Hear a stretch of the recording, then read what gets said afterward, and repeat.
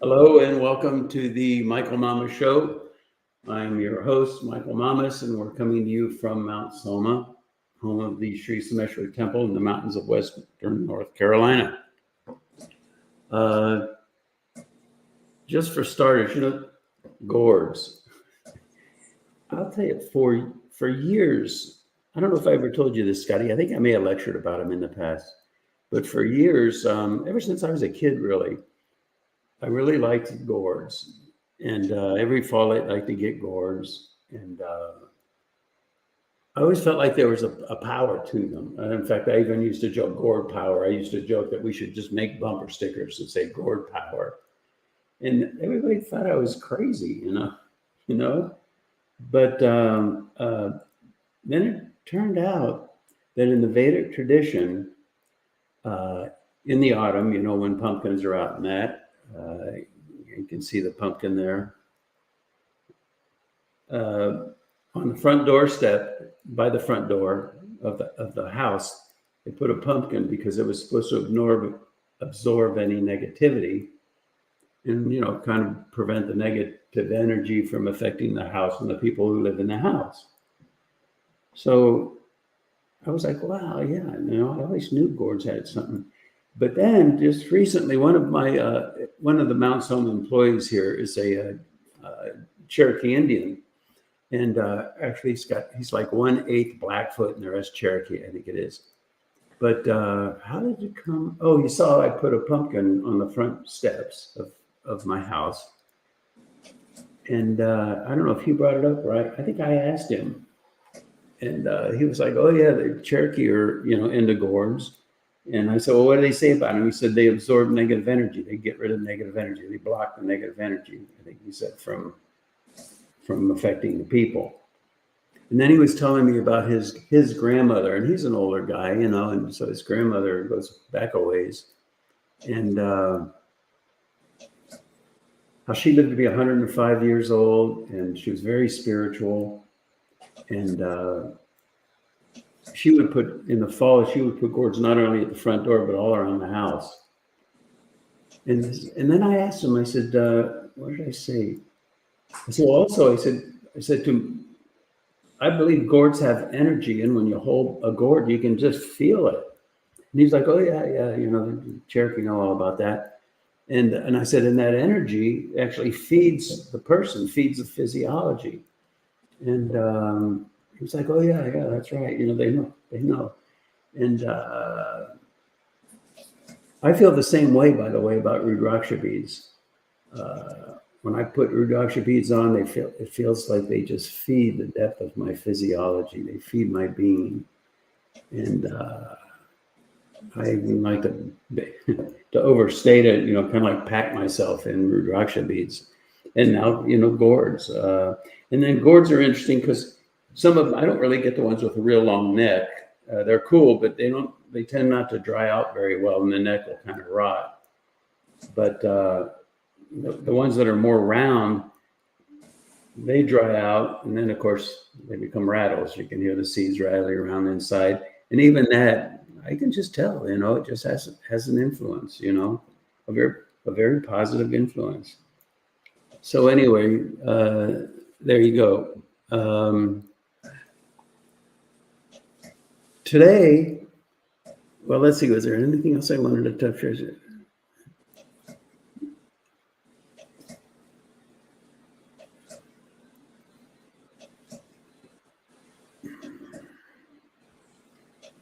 We're coming up with the elections. It's like 40 some days away now. And I said this in the last podcast. I'm going to say it again. Please, if you're not well informed, if you're not paying attention, I think it's better, please don't vote. I think it's a mistake to vote for Trump because, you like his mannerisms and you like his audacious behavior, kind of like New York construction worker speech.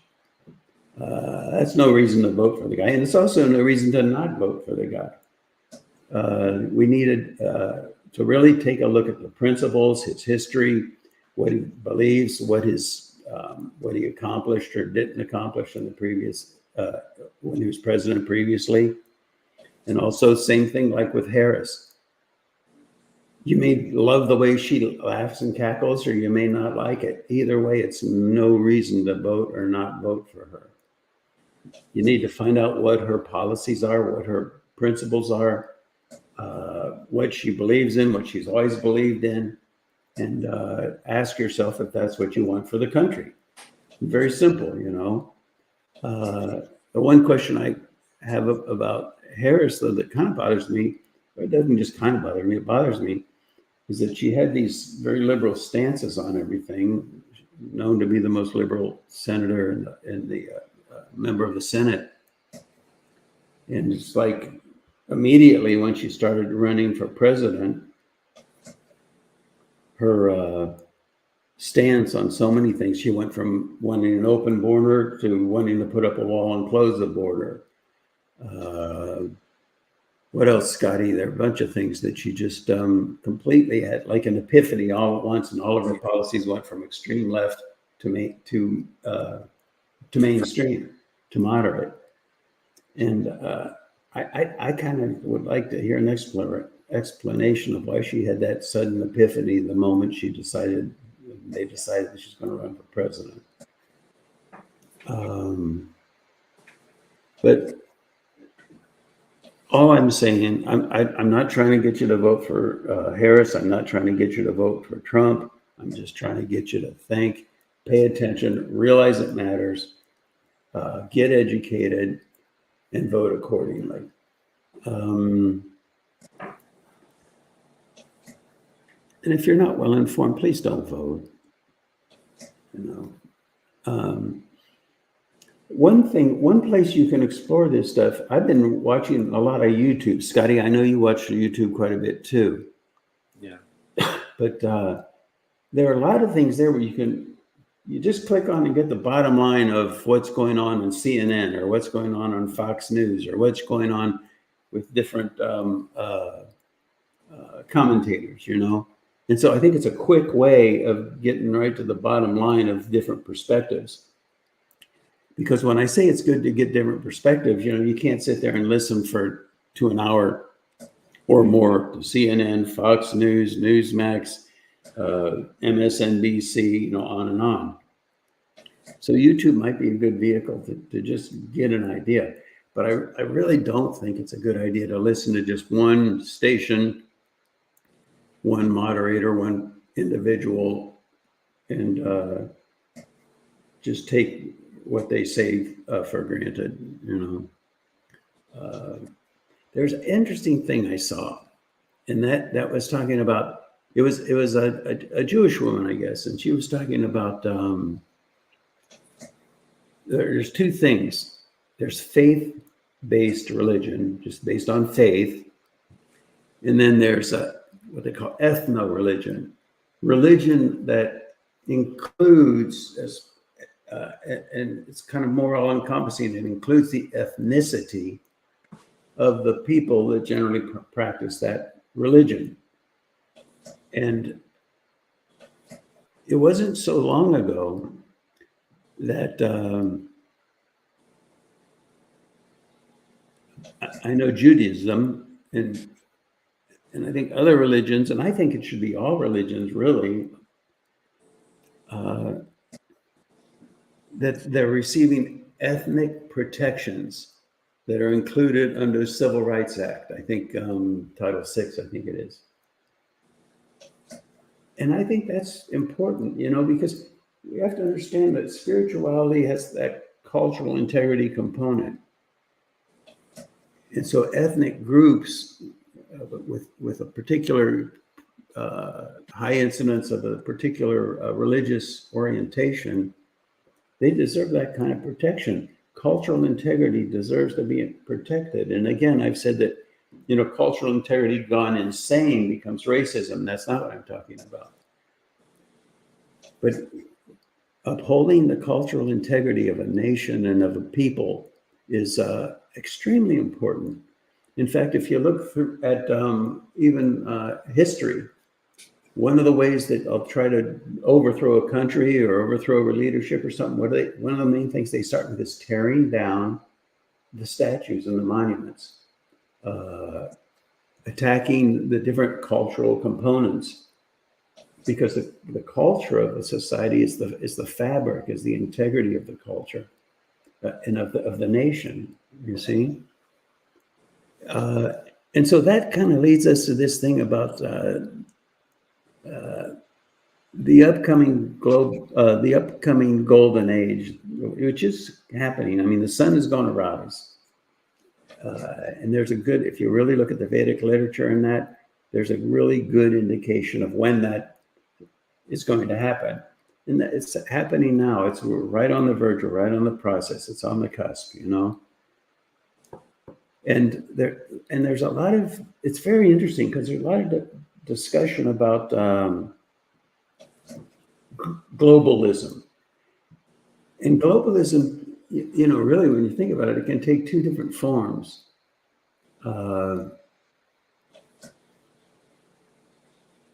But let's take a look at what's happening now with respect to globalism.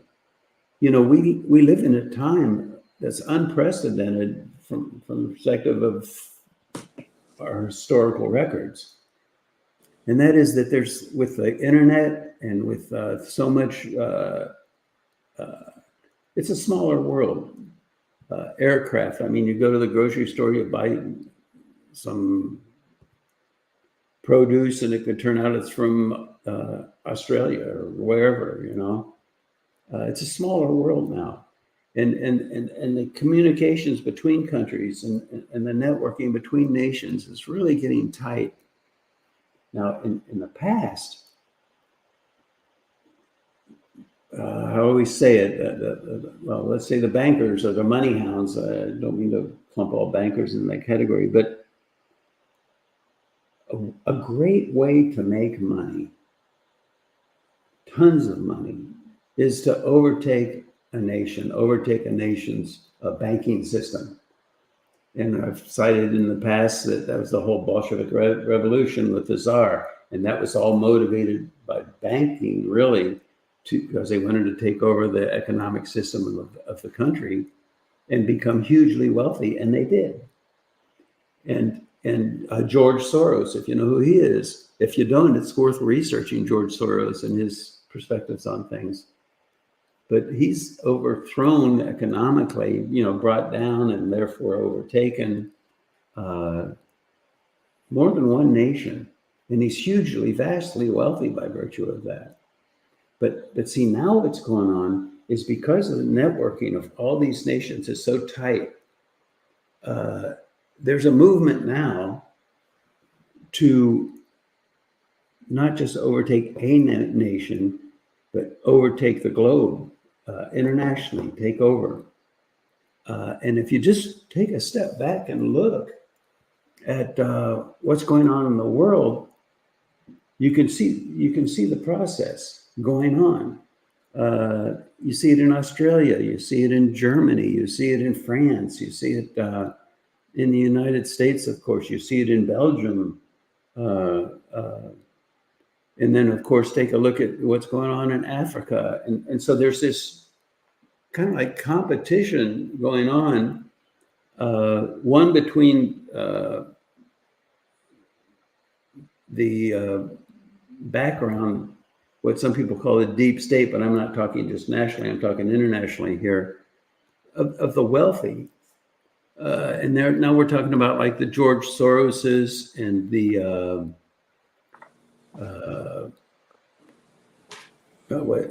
Klaus Schwab and people like that. And if you look at what they're doing, it's very interesting. There's a guy, and if you don't know about this guy, you should, I think, Google him. In fact, I put a link. His name is Saul Alinsky. And he even wrote a book, and this goes back, I think, I'm not sure exactly when, the 20s or the 30s or something, in the 20th century. And it was basically a book on how to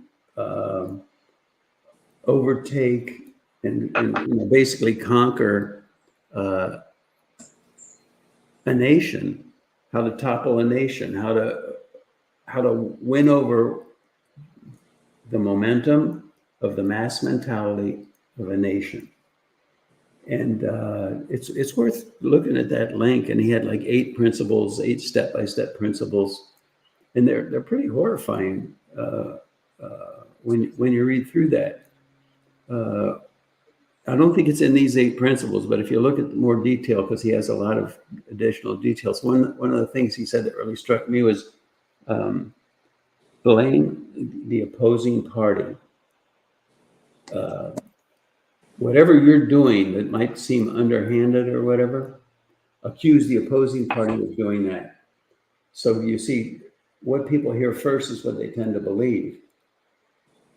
And so you accuse the opposing party of doing those things. And then if the opposing party even wasn't doing them, but if they turn around and say, oh, well, you're doing that, it undermines the credibility. Oh, he's just retaliating and responding to that criticism by claiming that you're. So the whole thing gets to be a real mess. So I think, please, look up Klaus Schwab, Schwab, Klaus, Klaus. Look up George Soros, Sorros, Saul Alinsky, Saulalinsky. And also, if you're not aware of it,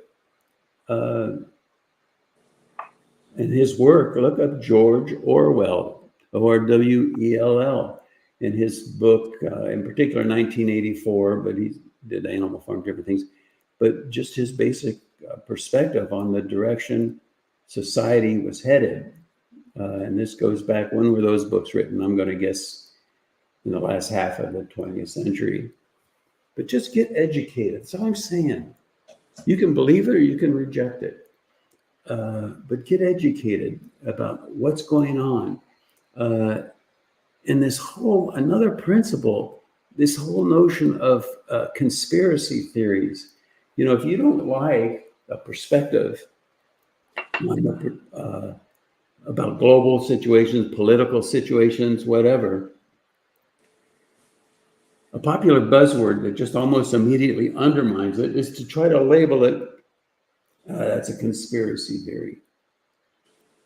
Once you get something labeled a conspiracy theory, you capture a great deal of the momentum of the mass mentality. And that's really, in a nutshell, what we're talking about here is capturing the momentum of the mass mentality. And that applies not just internationally, not just nationally, not just globally, but it applies to a national election, to a state election, to a community of people, even within the own family dynamic.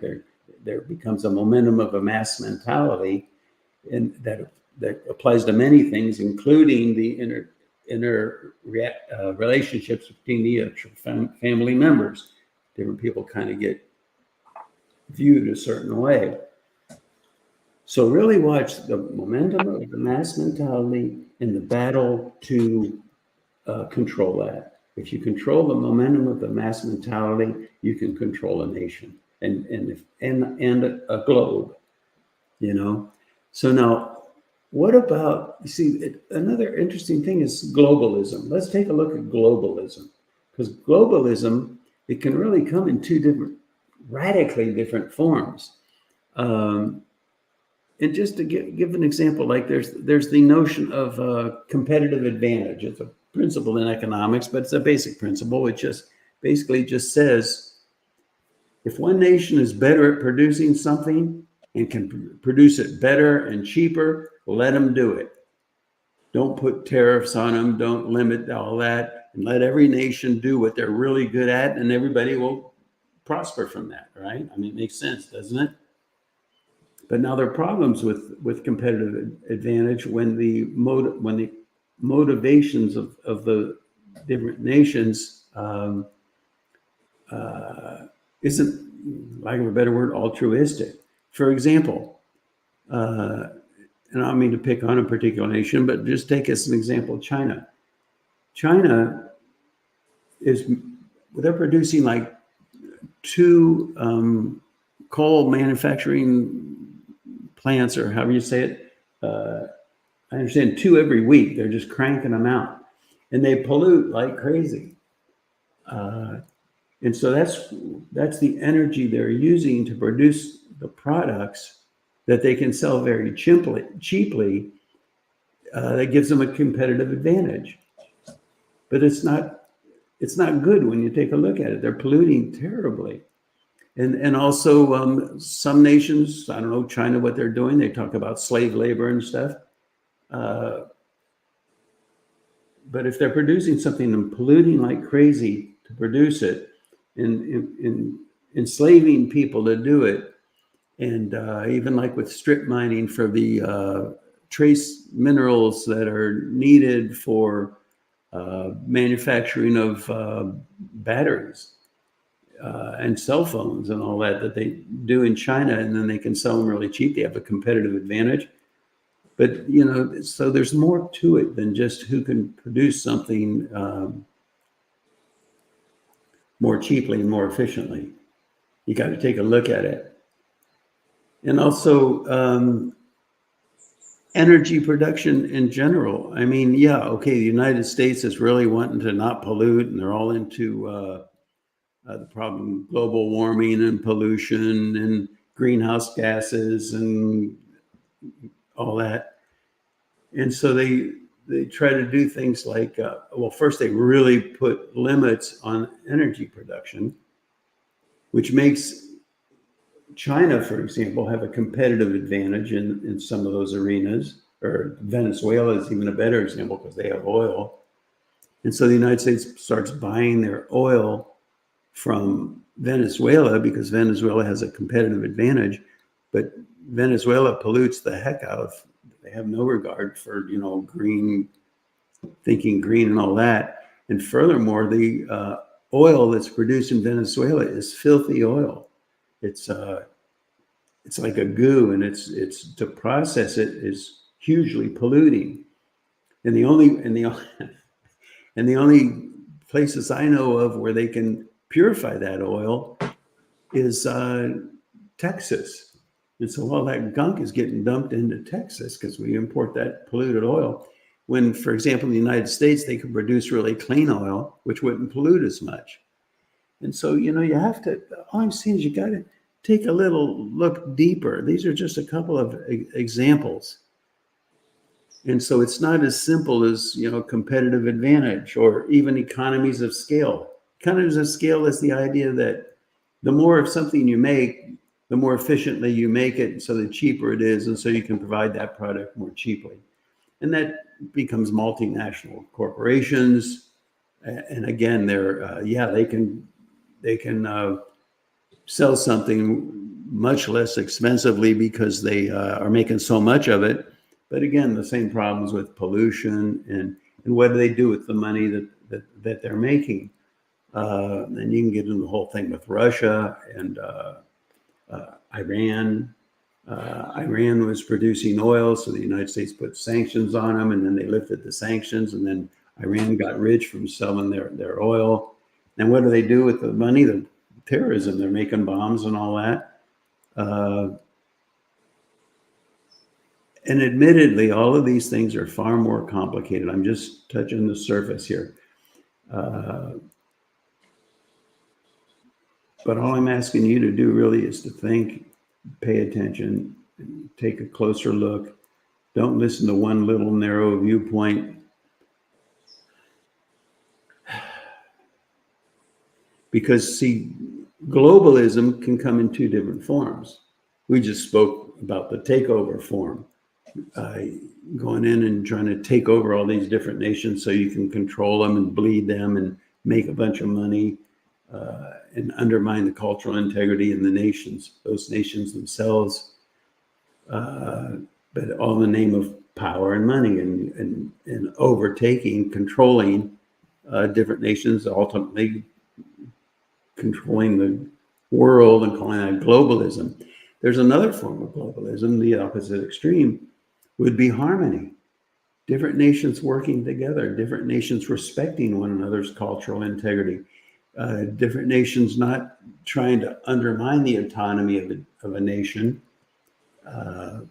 but supporting it and working together mutually. But you know what? With respect to the way human mentality is going right now, it's almost like the world's not ready for that.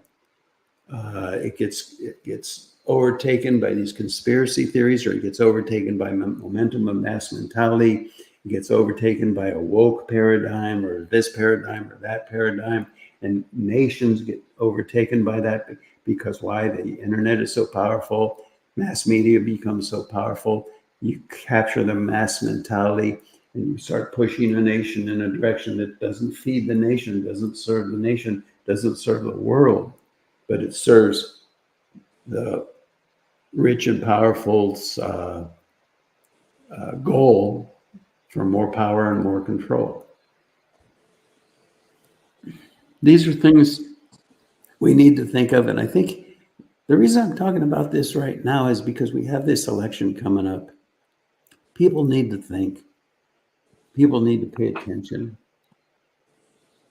We need to make good decisions. And, you hear some people saying, oh, well, who's president doesn't really matter. So I don't even vote. I don't pay any attention. That is not okay. It does matter, especially in this election, because the approaches are so extreme in both directions. So I don't care which you choose, provided you're paying attention, provided you're educated, provided you know who you're voting for, not just in a limited sense that you like their smile or like their rhetoric, but you like their policies, you like who they are, you like their history and who they've been. And so you get a good feeling for what they would do, not to get elected necessarily, but what they would do after they're elected. I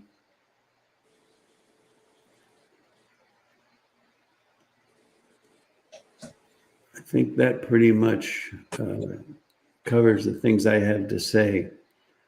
All religions should be ethno-religions, pretty much. I guess there's certainly the major religions they're ethno-religions. They uphold cultural integrity as well as the spiritual, cultural and the spiritual. And those things need to be protected. The ethnicity of different nations needs to be protected. Because at the root now of all ethnic groups, and I don't care what you're talking about, there's a high end of that mandala, we call it, the noble part, the respectable part. There's a low end to every mandala. It's a circle, but the real integrity of a culture, that the ethnicity that needs to be protected, is a high end of that mandala, and it needs to be respected. And if you are racist or biased against an ethnicity, what are you doing there really? You're enlivening the perspective of people on the low end of that mandala. But what we need to do is uphold and feed and nurture the high end of that mandala for every ethnic group. And I think with that, Scotty, is there anything you want to add? Just as far as the YouTube thing, it is a good place, I think, to go and get some different perspective, even though like you may have, because you hear it all the time, I can't watch that channel or I can't watch that one because they're so biased or whatever. So some of these guys on the YouTube, they bring it more so that they distill it down, like you were saying, but they also showing both sides, so it gives you the ability to kind of, break it down where, these are, if you look at it, it's just these variable equations. So you can look at it more scientifically where you're hearing what the information really is, not, because the networks have been so politicized, right? So if you want to watch Fox, you're gonna get a one. If you want to watch CNN or MSNBC, you're gonna get they're just pushing the other and they're downing the other. Fox is pushing the Republicans and they're downing Democrats. So, and then you get more individualized perspectives. Like what's this guy's name? Dan Bongino. You heard of him, Scotty? Yeah, he was an ex-Secret Service. Right. And I haven't watched him much, but after these 2 assassination attempts, I started a little bit, and he has a really like an inside perspective on Right. Secret Service and what's going on with Secret Service that I think is very informative. And he talks about how a lot of his friends are still in the Secret Service from when he was there, and they call him up and they kind of give him their perspective, the inside scoop, the whistleblowers, if you will. There's so much on YouTube, really. You have to be discerning. You have to be selective. But yeah, Scotty, there's so much there. Yeah. All right, everybody. I hope that you. I did a good enough job expressing what I'm trying to express here. That I didn't come across pro this, pro that, anti this, anti that, but more just an encouragement and an invitation to really take a look and be discerning. Be discerning about what's out there and what you're being told, what your perspectives you're following, and whether or not you're allowing yourself to be, victimized by a momentum of a mass mentality. Okay, thanks so much for listening. You take care, and we'll talk with you again.